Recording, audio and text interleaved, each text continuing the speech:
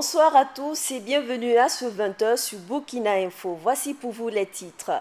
En attendant les élections couplées d'octobre prochain, les leaders, membres et partenaires du réseau d'action pour la démocratie ont été formés. Une formation dirigée sur un programme de 8 mois. Nous vous proposerons au cours de cette édition le constat de l'état d'avancement des travaux publics concernant la construction d'échangeurs, mais aussi de l'aménagement et le bitumage des voiries à Ouagadougou.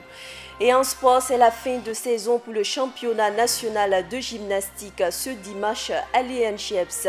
40 participants ont pris part à la finale. Après une compétition nationale, la fédération espère très prochainement prendre part à des compétitions sous-régionales. C'est sous le thème « Mobilisons-nous pour une participation massive aux élections » que le réseau d'action pour la démocratie RAD a formé ses membres ce dimanche. Après cette journée de formation, les jeunes leaders du RAD sont passés à l'acte. Les participants étaient cet après-midi au marché de l'Allée pour interpeller la population sur leurs devoirs civiques concernant les élections d'octobre prochain. Ibrahim Zongo nous en dit plus dans ce reportage. Après la formation, place maintenant à la pratique. Les jeunes leaders du réseau d'action démocratique, après leur journée de formation, ont entamé une phase de sensibilisation dans la soirée de dimanche au marché local de l'Arlé. D'un marchand à l'autre, les jeunes ont véhiculé le message de la participation citoyenne à la gouvernance démocratique. Et cette phase est une phase pratique pour montrer comment l'ensemble des participants ont pu assimiler les outils que nous avons administrés au cours de la formation. Sensibilisation test qui requiert déjà l'adhésion des marchands. C'est bon avec moi, quoi. Pour moi, c'est très bon même. Ça me dit beaucoup de choses même. Donc, sincèrement, moi-même, je suis contente de ça. Je vais aller dire mes époux qui sont à la maison que de bien vouloir aller voter. Que c'est bien pour nous. De ne pas prendre les cartes, rester à la maison. Donc c'est très intéressant avec moi pour le vote là. C'est donc tout naturellement que le président du conseil d'administration du réseau d'action démocratique se félicite de cette formation. Et je dirais que nous avions véritablement fait le bon choix des participants. Parce que tous ceux qui étaient là ont pu transmettre véritablement ce qui s'est passé au cours de cette formation. Dans les jours à venir, les participants à cette formation sillonneront les marchés IA à travers le pays pour interpeller les populations sur l'accomplissement de leurs devoirs civiques aux élections des 11 octobre 2015 et 31 janvier 2016.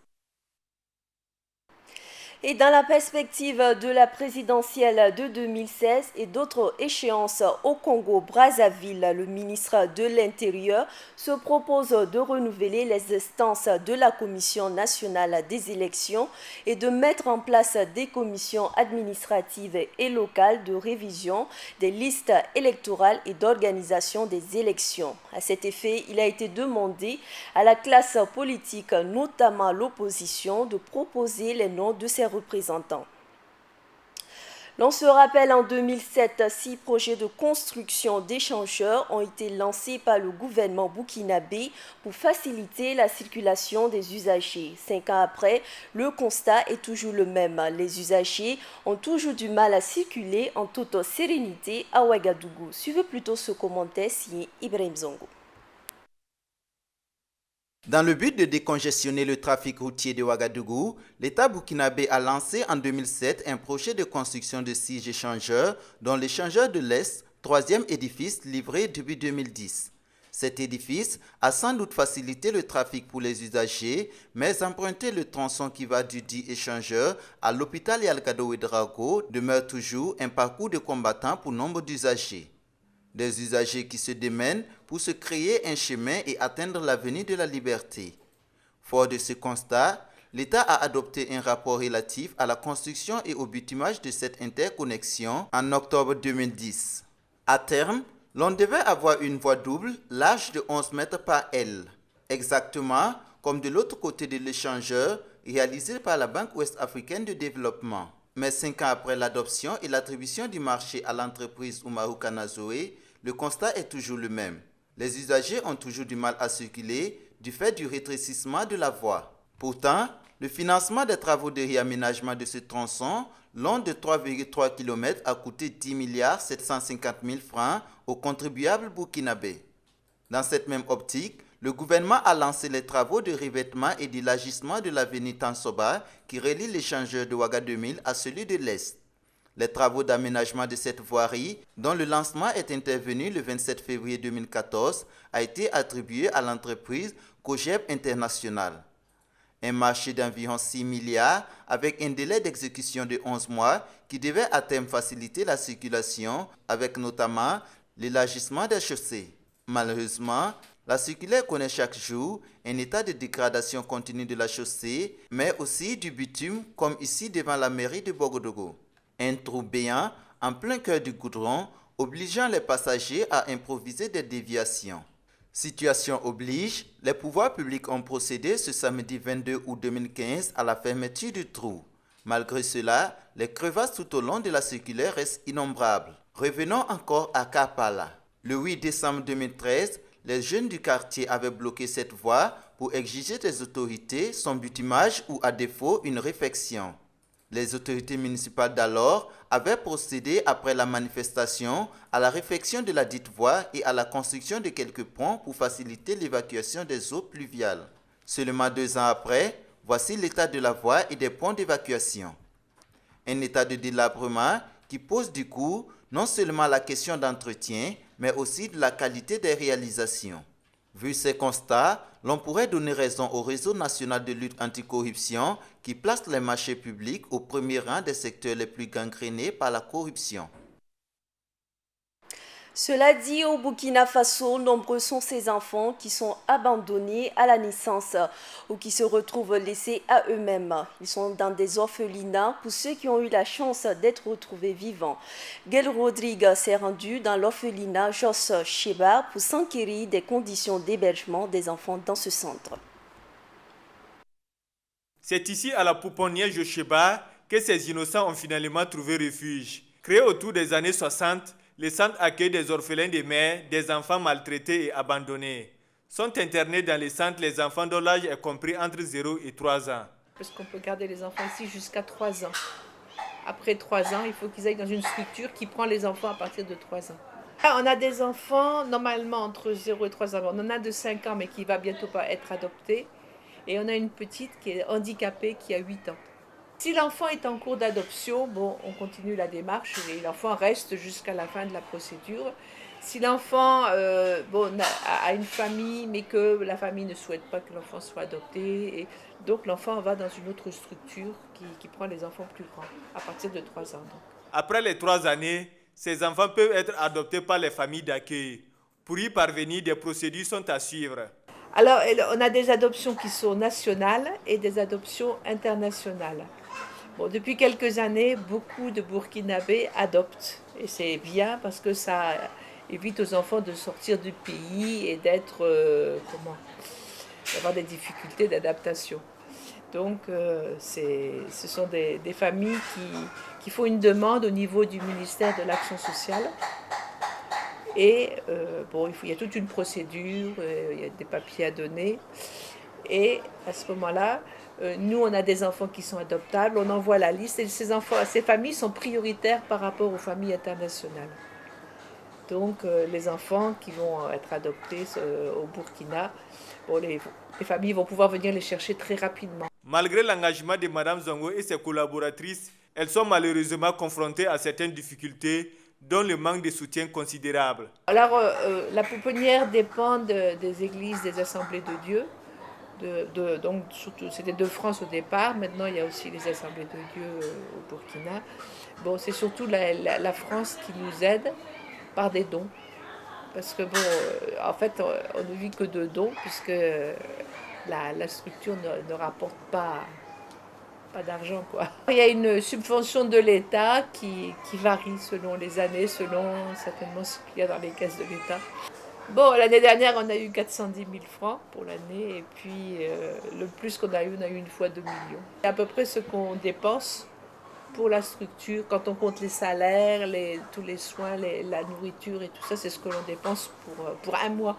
Madame Zongo est à la tête de la pouponnière Josheba depuis 1983. De cette date à nos jours, ce sont plus de 3200 enfants qui y ont séjourné. Le centre accueille actuellement 30 enfants et intervient en faveur de 250 enfants en difficulté dans les familles. Parlons toujours des conditions de vie des enfants abandonnés au Burkina Faso. La cérémonie d'installation officielle des familles d'accueil des enfants privés de famille, première du genre au Burkina, s'est déroulée le 29 août dernier sous la présidence du ministre de l'Action sociale et de la solidarité nationale. Viviane Bama y était et voici son compte-rendu. Donner la chance aux enfants vulnérables de grandir dans un environnement familial avec tout l'amour qu'il faut, c'est là tout le sens qui est donné aux familles d'accueil qui reçoivent ces enfants privés de famille. Une phase pilote a permis en 2013 d'identifier, d'agréer et de former 200 familles d'accueil des 45 provinces du pays pour assurer une prise en charge adéquate des enfants qui leur seront confiés. Sur les 200 familles d'accueil agréées, 103 accueillent présentement 127 enfants placés, dont 60 filles et 67 garçons. Dans leur mission de placement des enfants dans les familles d'accueil, le ministère de l'Action sociale est soutenu par de nombreux partenaires techniques et financiers, dont l'UNICEF qui mène de nombreuses activités pour le bien-être de ces enfants. Au nombre de ces activités, je citerai notamment la formation des assistantes maternelles, la subvention accordée aux familles d'accueil et l'appui pour le suivi de supervision des dites familles, l'élaboration d'un manuel de prise en charge des enfants privés de famille. Que dire de votre témoignage d'amour pour les autres et de votre esprit de solidarité, deux valeurs humaines fondamentales qui malheureusement sont devenues de plus en plus rares dans le monde moderne. Recevez par ma voix les vifs remerciements de l'UNICEF pour ce que vous faites pour ces enfants. Responsables de l'éducation des enfants qui leur sont confiés, les assistantes maternelles ont saisi l'occasion pour exposer les difficultés auxquelles elles sont confrontées et transmettre par la même occasion leurs doléances au ministère de l'Action sociale.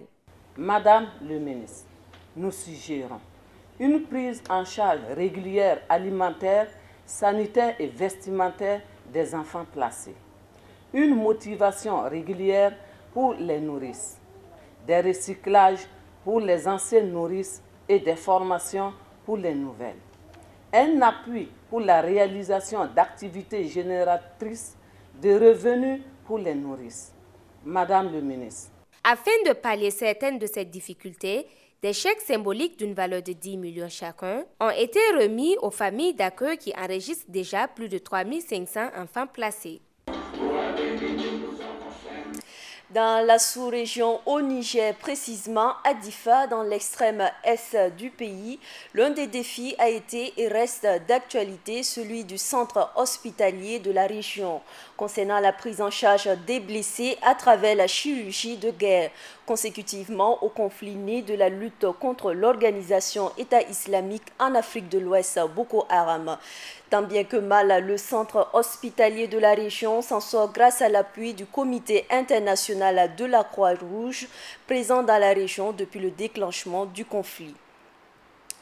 Il n'y a pas eu d'affrontement ce 30 août 2015 au Soudan du Sud, quelques heures après l'entrée en vigueur du cessez-le-feu. Le 8e cessez-le-feu signé depuis le début du conflit il y a 20 mois reste cependant extrêmement fragile. Les deux camps promettent de riposter en cas d'attaque et le porte-parole des rebelles accuse déjà le gouvernement d'être en train de préparer une attaque. Poursuivons cette édition avec cette information. Il y a mésentente au sein de la communauté béninoise vivant au Burkina Faso car le bureau ne fonctionnerait pas comme il se doit. Le collectif des Béninois résidant au Burkina a tenu une assemblée générale ce jour pour davantage expliciter les raisons de ce désaccord. Joël Zoundi. Profonde est la crise que vit la communauté béninoise vivant au Burkina Faso.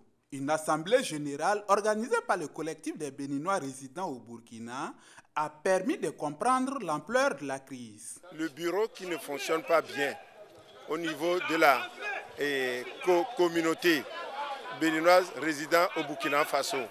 Sur ce, je veux que tout le monde n'a qu'à essayer de faire l'union à l'étranger. Parce que le Burkina est un pays de paix.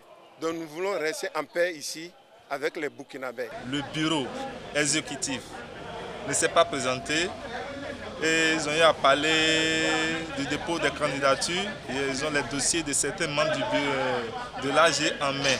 Et tout cela, ça cause des problèmes au sein de la communauté béninoise vivant au Burkina Faso. Le bureau d'antan ne fait pas bien son travail.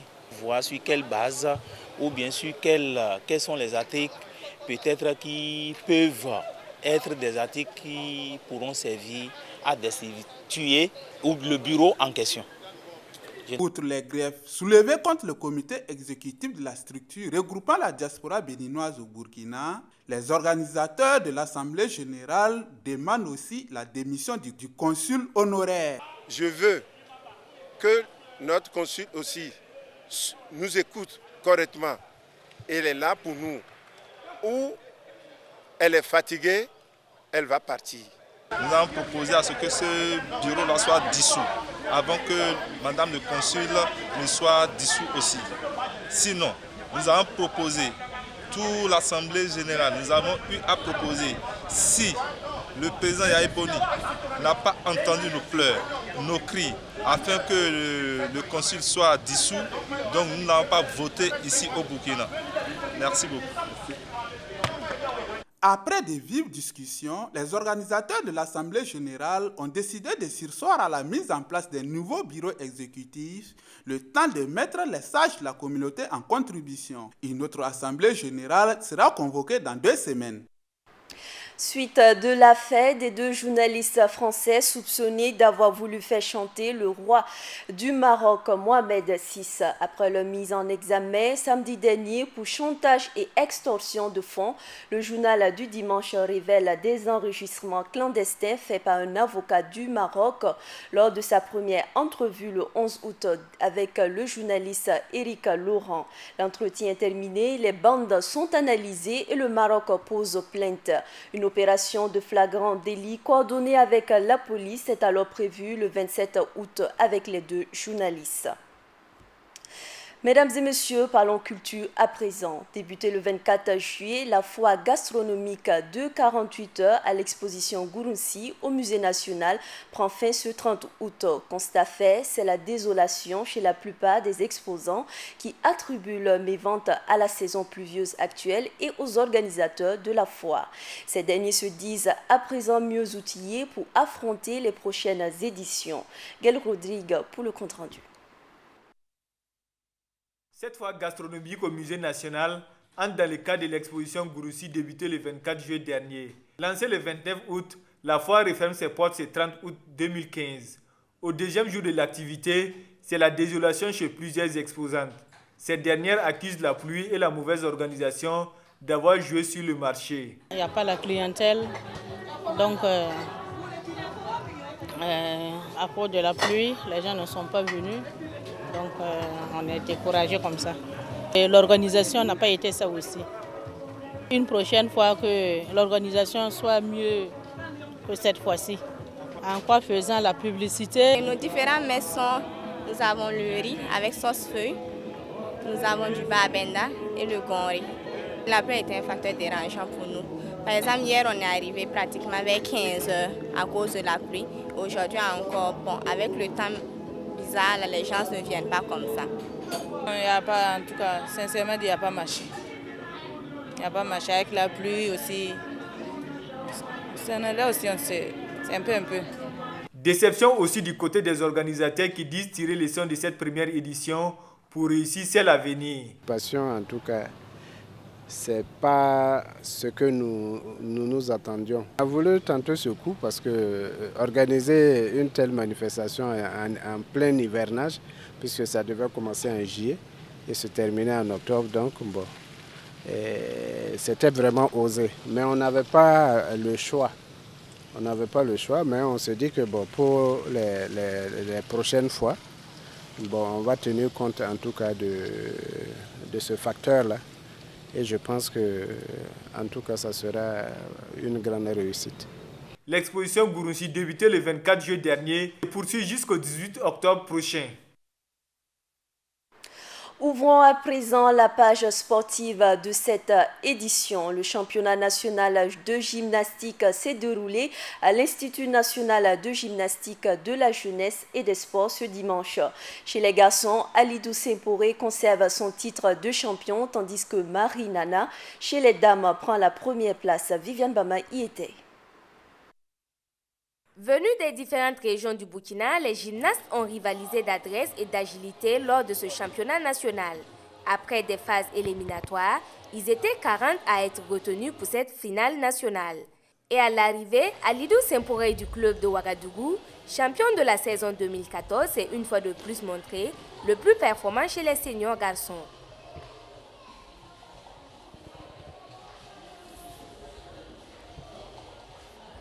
Dans la même catégorie chez les dames, c'est Marie Nana qui succède à Evelyne Tenkodogo. Au niveau des trucs, des enchaînements, en tout cas, il y a des enchaînements qui sont difficiles. Mais on fait de nos mieux pour faire que ça soit facile, sinon ce n'est pas facile.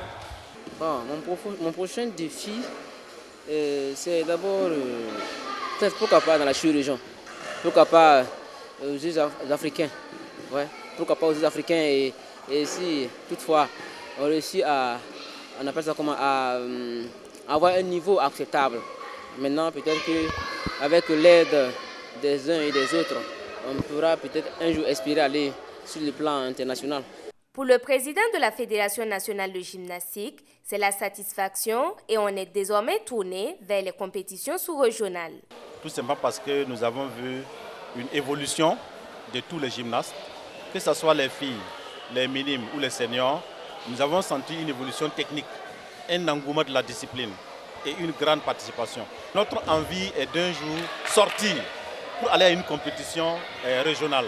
Parce que si on regarde la prestation de tous nos gymnastes, ils ont déjà la carrure, ils ont déjà le niveau pour aller à des compétitions. Parce que les éléments qu'ils font sont des éléments aussi qui se font en régional ou bien en international. Nous allons être aux Jeux africains, pas en tant que compétiteurs, mais en tant qu'observateurs pour voir le niveau réel des Africains en gymnastique. Et à partir de là, nous pouvons prendre une décision assez sage. Les 5 premiers de chaque catégorie ont reçu des prix allant de 5 000 francs à 25 000 francs CFA, plus des médailles pour les 3 meilleurs. C'en est fini pour la saison 2015. Les gymnastes auront donc un mois de congé avant de reprendre le chemin des gymnases pour la saison 2016. Et à l'international, le Kenya est devenu le tout premier pays d'Afrique à finir en tête du classement des nations en championnat du monde d'athlétisme ce 30 août à Pékin. Ces mondiaux sont une édition record pour l'Afrique avec 32 médailles dont 12 en or. À noter que ni les États-Unis ni la Russie ne finissent sur l'une des 2 premières marches du podium. Les Américains sont 3e avec 18 médailles dont 6 en or et les Russes seulement 9e avec 4 petites médailles dont 2 titres mondiaux. Bouclons cette édition avec cette information. L'artiste musicienne Awa Nadia est en train d'atterrir actuellement à l'aéroport international de Ouagadougou. En rappel, elle était en France pour des soins suite à un accident. Nous y reviendrons donc en détail dans nos prochaines éditions. Et c'est tout pour cette édition. Merci à vous de l'avoir suivi.